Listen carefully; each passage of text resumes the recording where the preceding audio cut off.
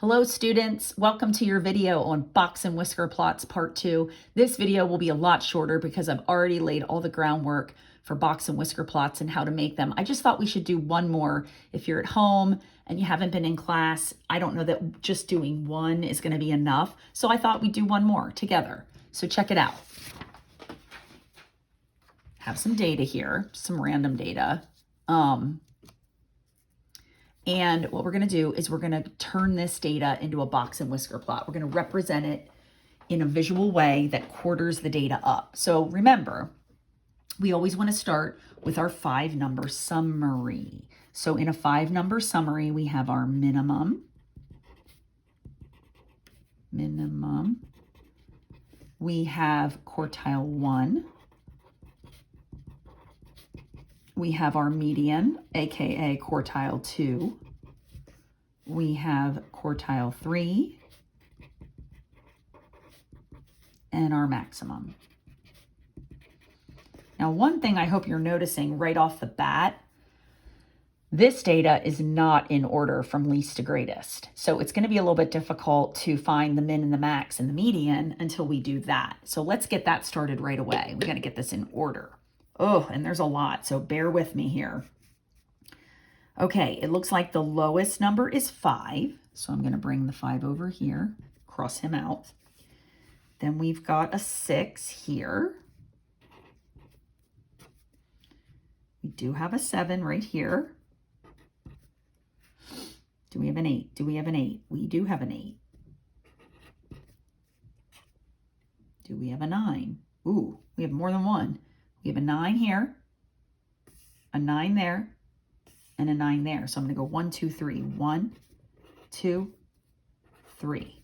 And cross out 1, 2, 3. Okay, we have a 10.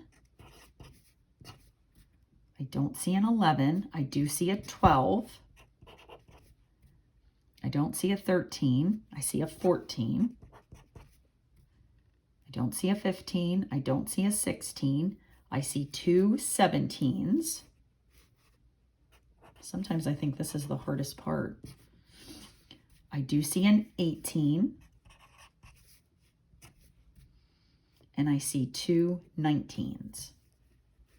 Now, I always like to double check that I got them all. So let's count. Wait, did I cross off? Oh, I just didn't cross them off yet. Okay. All right. 1, 2, 3, 4, 5, 6, 7, 8, 9, 10, 11, 12, 13, 14, 15. 1, 2, 3, 4, 5, 6, 7, 8, 9, 10, 11, 12, 13, 14, 15. Got them. I think I'm good. Now I can easily see that my minimum is 5.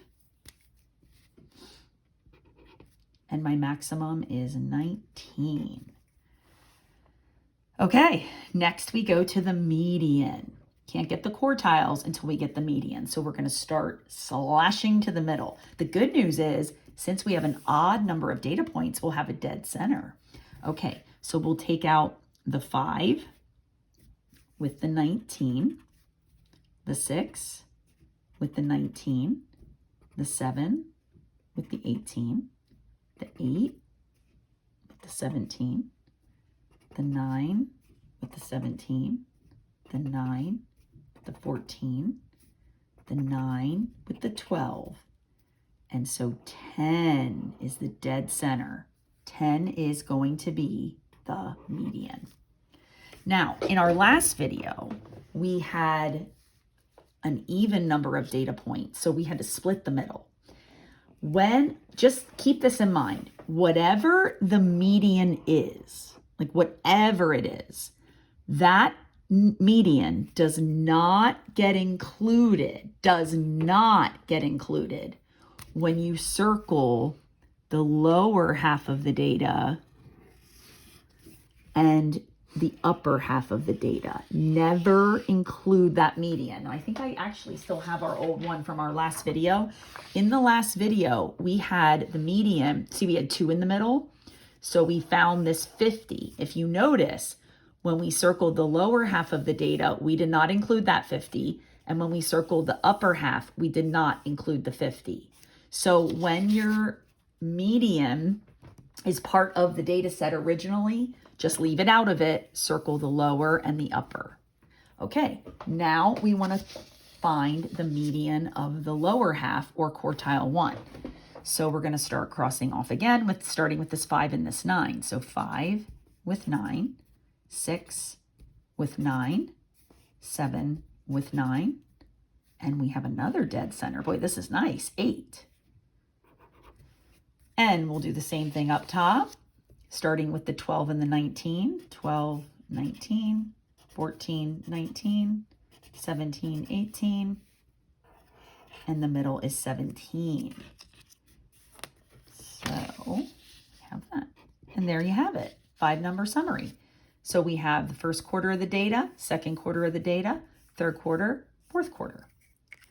All right, we need a number line, and that number line has to stretch from the lowest of 5 to the highest of 19.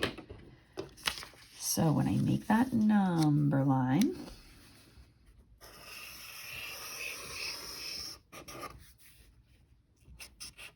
maybe I'll go by 2s, starting with 0, so I can fit them all on. So 0, 2, 4, 6, 8, 10, 12, 14, 16, 18, and 20. Perfect. Okay, we start with the minimum. The minimum is 5. So we go to 5 and we get a dot there. We go to 8 for quartile 1, boom. We go to 10 for the median, boom. We go to 17 for quartile 3, boom. And 19 for the max. We connect the box and we draw out the whiskers. And we've got ourselves a box and whisker plot, a visual representation of our data as it is split into quarters. Okay. Now, we didn't do this on the last one, but we will here. Let's find the range. We know range is the highest minus the lowest. So we're going to take 19 minus 5. 19 minus 5 is going to give us a spread of 14 here. So our data is spread out 14 units. Now, remember in the last video, I told you there was also something called the interquartile range.